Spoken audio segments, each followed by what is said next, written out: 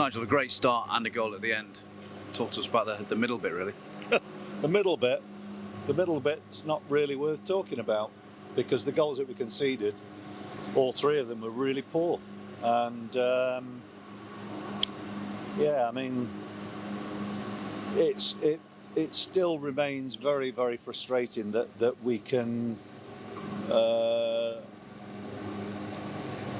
play reasonably well at times, but just give our opponents so much time and space and to create problems for us. So, all three goals were defensive disasters, really.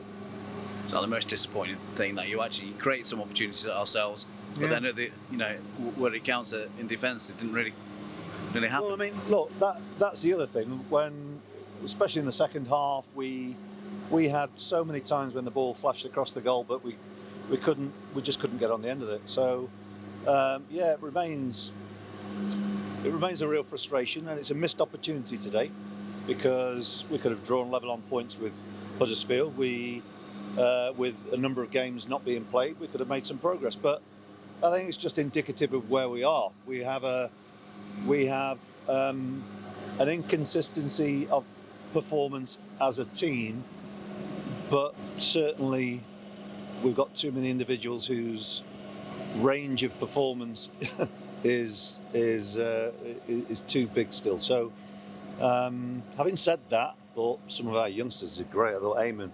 Benarous did very, very well. Bearing in mind he played in different positions today, I thought he was excellent. Antoine still looks a threat.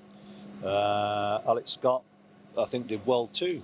So there are performances out there which are promising, but we still continue to create ourselves too many problems, and that is the goal, the second goal, the timing of it, and the ease with which they were able to score that. And the third goal was just, it's pretty woeful. So, back to the drawing board in many ways, I suppose. How do you iron out those inconsistencies? Not an easy thing, because there is an element of dealing with the situation rather than, are we talking about technical issues? Are we talking about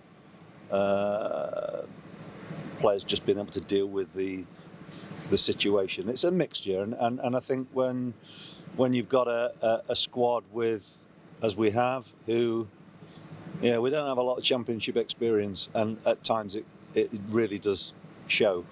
So, I'm disappointed more than anything that we didn't give ourselves the best chance of winning today, because the start was great. The way that we tried to get back into the game once we'd gone 3-1 down was very, very promising and encouraging. But it's the bit in between where actually dealing with a tight game and the pressures of being in a tight game are what we need to grow into dealing with better. How disruptive was the stoppage? It was great that everyone got into the stadium with the COVID passes, and then obviously some individuals spoilt it a bit. Well, I mean, look, there's no accounting for that, and I don't know all the details apart from apparently it was a young person. I don't know what the reasons for it are, but it's not what the game needs. It's not what we need, really, but. And of course it stalled the game at a period when actually we really needed to get back into it. So it was not what we want, not what the sport needs, but I'm sure the authorities will deal with it. And your overriding feeling, just frustration at conceding those 3 goals? It's frustrating because I know that we're capable of better, and it's frustrating also because when we make progression, it's normally ourselves which is a huge contributing factor to us tripping up again. So it's where we are, and we now look forward to the game on Boxing Day.